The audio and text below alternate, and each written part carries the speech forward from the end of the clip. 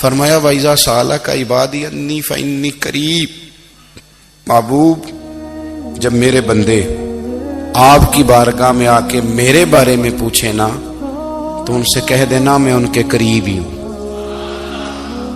قریب ہی ہوں۔ دلیل کیا ہے؟ یہ جب بھی مجھ سے دعا مانگیں گے میں ان کی دعاؤں کو قبول فرماؤں گا، میں ان کے قریب ہوں، میں ان کے قریب ہوں۔ یہ جب بھی دعا مانگیں گے نا میں قبول کروں گا، میں ان کے قریب ہوں۔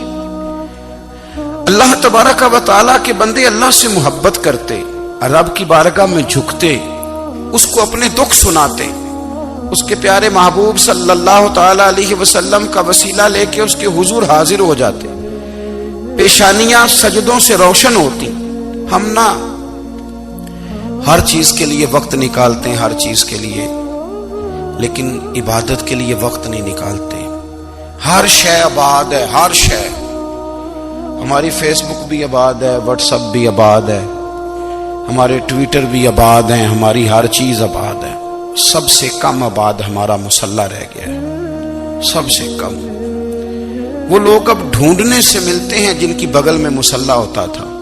میرے بھائی آپ کتنا کو دنیا کے پیچھے بھاگو گے تھکا دے گی، کتنا دولت کے پیچھے بھاگو گے تھکا دے گی۔ آپ جب اپنی زندگی میں جمع تفریق کرو گے نا تو مرتے وقت احساس ہوگا کہ سارا کچھ تو لوگوں کے لیے کیا، اپنے لیے تو کر ہی کچھ نہیں سکے۔ اور ہم عبادت کے معاملے میں بہانے بازی بھی کرتے ہیں۔ ہم کہتے ہیں اوہو رزق کمانا بھی تو عبادت ہی ہے نا، تو میں حلال روزی کے لیے جا رہا ہوں، یہ بھی تو عبادت ہے نا۔ میری طرح کے لوگ کہہ دیتے ہیں کہ میں سویرے اٹھ کے مدرسے میں کچھ اسباق دیکھتا ہوں تو یہ بھی تو عبادت ہے، میں بیان کرنے کے لیے مطالعہ کرتا ہوں تو یہ بھی تو عبادت ہے نا، اتنے لمبے سفر کر کے ملک میں دنیا میں گھومتا ہوں تو یہ بھی تو میں عبادت ہی کر رہا ہوں۔ اب اسپیشل نفلوں کے لیے وقت کس طرح نکلے، اسپیشل کر کے تسبیح میں کیسے چلاؤں، میں سارا کچھ ہم بہانے بنا لیتے ہیں نا۔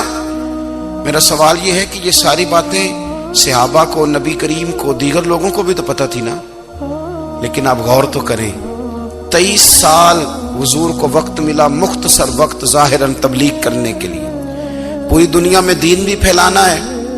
گھر میں 11 ازواج ہے، 4 بیٹیاں ہیں، ان کی اولادیں، سارے کام کاج بھی دیکھنے، لیکن سیدہ طیبہ طاہرہ حضرت عائشہ صدیقہ رضی اللہ تعالیٰ عنہ فرماتی ہیں سارا دن تبلیغ کرتے، ہر غلام کے دکھ سنتے، گھر میں آتے تو اپنے گھر والوں کا خیال کرتے، کام میں ہمارا ہاتھ بٹاتے۔ قربان جاؤں، کہتی ہیں زمانہ سارا سو جاتا لیکن آمنہ کے لال مصلی بچھا لیتے۔ دنیا سو گئی، ساری سب سو گئے، جو خدام تھے، وہ جو غلام تھے وہ سو گئے۔ صحیح مسلم میں لفظ ملیں گے، سیدہ پاک فرماتی ہیں او میرے نبی کے غلاموں، میں نے یہ رنگ بھی دیکھا ہے کہ حضور نے اتنا کھڑے رہے، اتنا قیام کیا، اتنا قیام کیا کہ مقدس پیروں میں ورم آ گئے، سوج گئے پیر، اتنے بڑے۔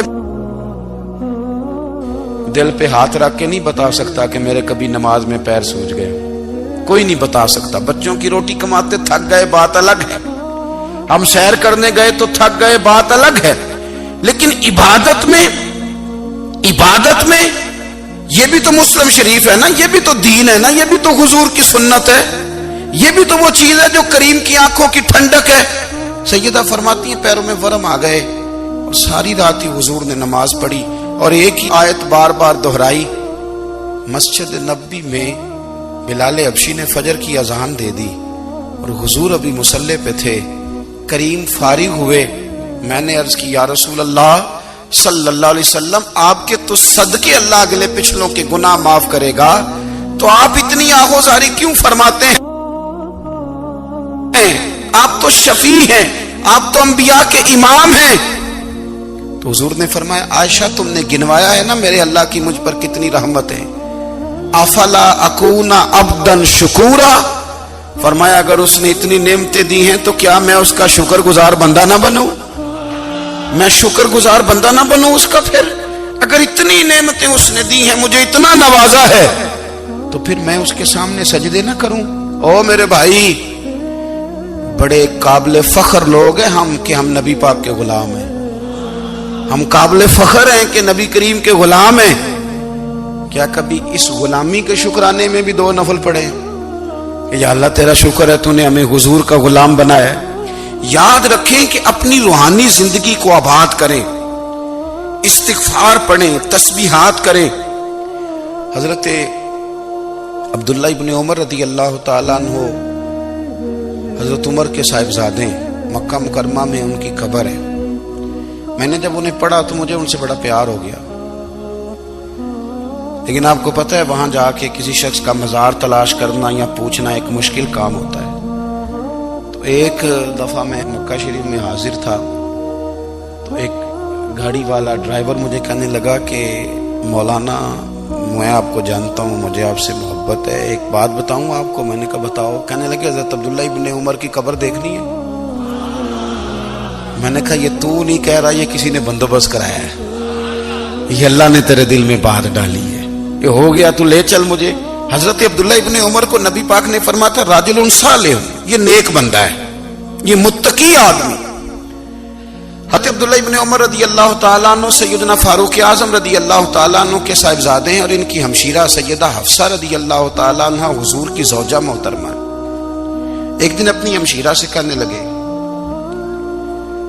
کہ نبی کریم صلی اللہ تعالیٰ علیہ وسلم گھر میں آئے نا، اور اگر حضور غم امت میں پریشان نہ ہوں، طبیعت کو حشاش بشاش دیکھو تو ذرا پوچھنا تو صحیح حضور کا میرے بارے میں کیا خیال ہے، پوچھنا تو صحیح کہ کریم کی بارگاہ میں میرا کیا مقام ہے، میرے بارے میں حضور کیا فرماتے ہیں۔ اب بہن کو کام بتائے اور بتائے بھی بھائی، اور کوئی بہن وہ کام نہ کرے، یہ تاریخ میں ہوتا نہیں۔ حضرت عمر فاروق رضی اللہ تعالیٰ عنہ کی صاحبزادی ام المومنین رضی اللہ تعالیٰ عنہ فرماتی ہیں کہ میں تو بس منتظر تھی۔ انہوں نے تو کہا تھا نا کہ اگر تم حشاش بشاش دیکھو تو بات کرنا، لیکن حضور تشریف لائے، میری باری تھی، میرے گھر تشریف لائے، کھانا پیش کیا تو فوراً میں نے عرض کی حضور ایک بات پوچھنی تھی۔ تو حضور نے فرمایا پوچھئے۔ میں نے عرض کی حضور میرے بھائی عبداللہ ابن عمر کے بارے میں آپ کا کیا خیال ہے؟ نوجوانوں میری بات پہ غور کرنا، میرے بھائی کے بارے میں آپ کا کیا خیال ہے؟ تو نبی کریم صلی اللہ تعالیٰ علیہ وآلہ وسلم نے میری طرف دیکھا اور پھر حضور زیر لب تھوڑا مسکرائے، اور بریلی کے امام کہتے ہیں کہ حضور مسکرا دیتے تھے نا تو جو بڑا دکھی ہوتا تھا وہ بھی ہنس پڑتا تھا۔ اب سوال پیدا ہوتا تھا کہ پھر تو اس مسکراہٹ کے لیے انتظار کرنا پڑتا ہوگا کئی مہینے کہ حضور مسکرائیں تو رونے والے ہنسیں، تو اعلیٰ حضرت فرماتے نہیں، انتظار نہیں کرنا پڑتا، یہ مسکراتے رہنا تو حضور کی عادت ہے۔ جس کی تسکین سے روتے ہوئے ہنس پڑے اس تبسم کی عادت پہ لاکھوں سلام۔ یعنی یہ تو عادت ہے حضور کی مسکراتے رہنا، اس کے لیے انتظار نہیں کرنا پڑتا۔ بھائیو آپ خیال رکھیں گے، غور کریں گے، حضرت عبداللہ ابن عمر رضی اللہ تعالیٰ عنہ کے بارے میں پوچھا تو سیدہ فرماتی ہیں کہ نبی کریم صلی اللہ تعالیٰ علیہ وسلم نہ زیر لب مسکرائے اور فرمایا حفصہ تیرا بھائی ہے تو اچھا، لیکن میں نے سنا ہے کہ عشاء کی نماز پڑھتا ہے تو فجر تک سویا ہی رہتا ہے۔ او نوجوانوں، 10 بجے تک سونے کی بات نہیں ہوئی، 9 بجے تک سونے کی بات نہیں ہوئی، 11 بجے اٹھنے کی بات نہیں۔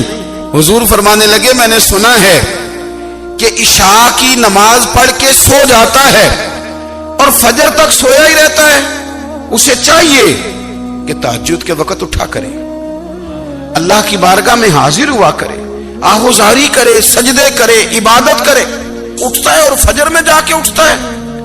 حضرت جناب حفصہ رضی اللہ تعالیٰ عنہ کہتی ہے میں نے جناب عبداللہ ابن عمر کو پیغام دیا اور میں نے کہا میرے جوان بھائی سن، نبی پاک نے فرمایا ہے تو اچھا پر تہجد میں نہیں اٹھتا، نفل نہیں پڑھتا۔ او میری ملت کے جوانوں، مزہ نہیں آ جاتا جب ساری دنیا سوئی ہو، ساری دنیا، اور بستر بھی گرم ہو اور نیند بھی پورا غلبہ کر رہی ہو، اور اچانک گھنٹی بجے دماغ میں، آنکھ کھلے، گھڑی پہ نظر پڑے، 3:30 4 بجے کا پیغام گھڑی بتائے، اور کوئی چڑھتی جوانی والا اٹھ کے وضو کرے، اور جب وہ مصلی کھول کے بچھائے تو مدینے والے محبوب کہتے ہیں کہ ہر نماز پہ رب ثواب دیتا ہے، اور جو اٹھ کے تہجد کی نماز پڑھے اسے دیکھ کے تو رب مسکراتا ہے، جو اس کی شان کے لائق ہے، جو اس کی شان کے لائق، وہ مسکراتا ہے، خوش ہوتا ہے کہ میرا بندہ تہجد میں اٹھ گیا، وہ مسکراتا ہے۔ کاش ہماری صبحیں کبھی اپنے مالک کے نام ہو جائیں، کاش کہ صبح حضرت ابو الحسن رحمت اللہ تعالی علیہ حضرت معاذ ابن جبل رضی اللہ تعالیٰ عنہ کے پاس بیٹھا کرتے تھے، فرماتے ہیں ان سے جو پیار بڑھا تو پھر میرا مصلی سے بھی بڑھ گیا۔ تابعی ہیں، فرماتے ہیں صحابی رسول سے محبت ہوئی تو ذکر سے بھی ہو گئی، پھر درود شریف سے بھی ہو گئی، محبت ان سے بڑھی تو پھر اللہ نے مسجد کا پیار بھی بڑھا دیا۔ آپ فرماتے ہیں کہ میری ہر وقت بھی یہ چاہتی تھی کہ بس اللہ اللہ کروں، بس اللہ اللہ کروں، بس نہ میں ذرا تھوڑی جان چھڑاؤں لوگوں سے، کوئی 10 منٹ ملے تو میں کچھ 4 نفل پڑھ لوں، میں تھوڑا سا نہ بچوں لوگوں سے، اور مجھے تسبیح ملے تو میں نہ کچھ 400-500 دفعہ استغفار پڑھوں، سبحان اللہ، الحمدللہ، اللہ اکبر، لا حول ولا قوت الا باللہ، میں نہ تسبیحات پڑھوں۔ فرماتے ہیں کہ بچے تھے گھر میں 6-7، غربت تھی، کام ملتا کوئی نہیں تھا، اور میں کام چور نہیں تھا، کام ڈھونڈتا تھا، پر اللہ کی قدرت کے کام نہیں ملتا تھا۔ فرماتے ہیں کہ میں نے ایک دن اپنی اہلیہ سے کہا کہ آج میں پھر جاتا ہوں کام ڈھونڈنے، تو میری بیوی بڑی فرما بردار تھی، پر اس دن نہ غربت کے ہاتھوں تنگ آ کے کہنے لگی آج نانا کوئی تو چیز لے کے آیا، تو مجھ سے بچوں کی بھوک نہیں دیکھی جاتی، یہ سب روگاں دا روگ محمد جس دا نام غریبی، کنڈ بلا کے لنگ جاندے نہیں دوست یار قریبی، آج نہ کچھ لے کے آیا تو میں بچے لے کے چلی جاؤں گی۔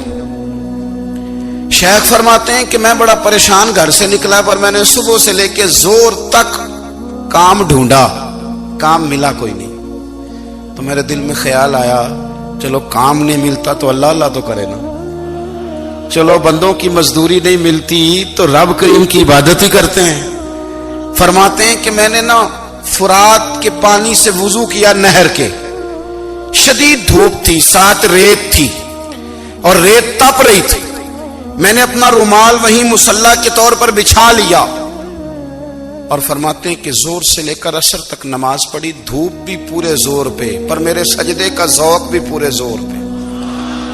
فرماتے ہیں سورج بھی چمک رہا ہے اور رب کی عبادت کا ذوق بھی پورے زور پہ، میں سجدہ کروں تو پھر میرا اٹھانے کو جی نہ چاہے۔